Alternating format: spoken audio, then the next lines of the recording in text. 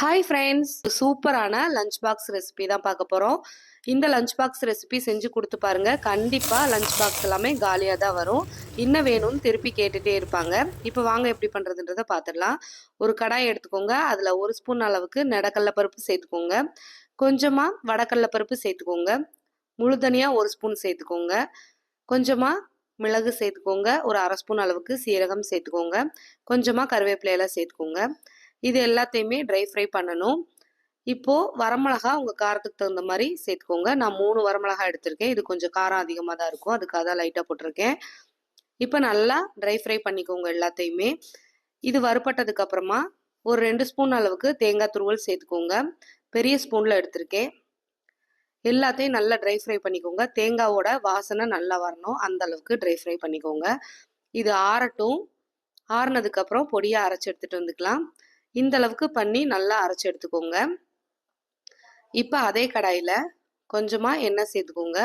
நல்லெண்ணெய் சேர்த்துக்கோங்க, அப்போ தான் டேஸ்ட் ரொம்பவே நல்லாயிருக்கும். எண்ணெய் சூடானதுக்கப்புறம் 1 ஸ்பூன் அளவுக்கு கடுகு சேர்த்துக்கோங்க. ஒரு 1/2 ஸ்பூன் அளவுக்கு உளுந்து சேர்த்துக்கோங்க. 1/2 ஸ்பூன் அளவுக்கு வடக்கடலை பருப்பு சேர்த்துக்கோங்க. கொஞ்சமாக கருவேப்பிலையெல்லாம் சேர்த்துக்கோங்க. ஒரு 5 வரமிளகா சேர்த்துக்கோங்க, குண்டு மிளகா. கொஞ்சமாக இஞ்சி, ஒரு 4 பல் பூண்டை நறுக்கி வச்சுருக்கேன் பொடியாக, அதையும் சேர்த்துக்கலாம். சேர்த்துட்டு நல்லா கலந்து கொடுத்துருங்க.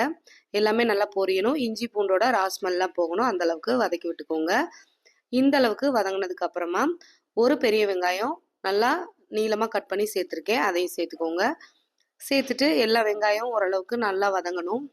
வதங்கினதுக்கு அப்புறமா கத்திரிக்காய் நான் இந்த சைஸில் ரவுண்டாக கட் பண்ணி எடுத்திருக்கேன். உங்களுக்கு எப்படி விருப்பமோ அப்படி கட் பண்ணிக்கோங்க.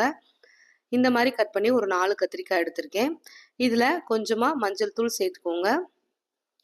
கொஞ்சமாக பெருங்காயத்தூள் சேர்த்துக்கோங்க.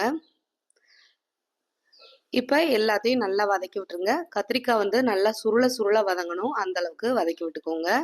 நல்லா எண்ணெயிலே வதங்கினா தான் அந்த டேஸ்ட் நமக்கு ரொம்பவே நல்லாயிருக்கும், அதுக்காக தான்.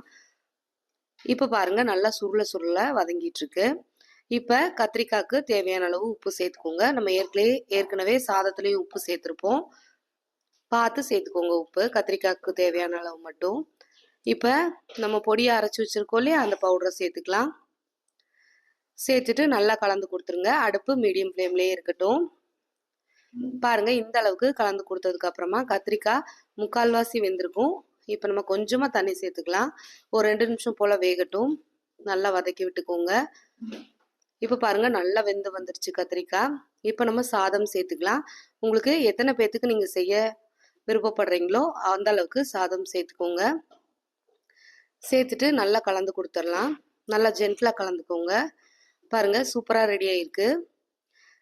நல்லா உதிரியாக இருக்குது பாருங்கள். இப்போது மல்லி இலை கொஞ்சமாக சேர்த்துக்கோங்க. முந்திரி பருப்பு இருந்தால் கொஞ்சம் நெய்யில் வறுத்து சேர்த்துக்கோங்க, டேஸ்ட் நல்லாயிருக்கும். இந்த வீடியோ பிடிச்சிருந்தா மறக்காமல் நம்ம சேனலை சப்ஸ்கிரைப் பண்ணிக்கோங்க ஃப்ரெண்ட்ஸ். தேங்க்ஸ் ஃபார் வாட்சிங்.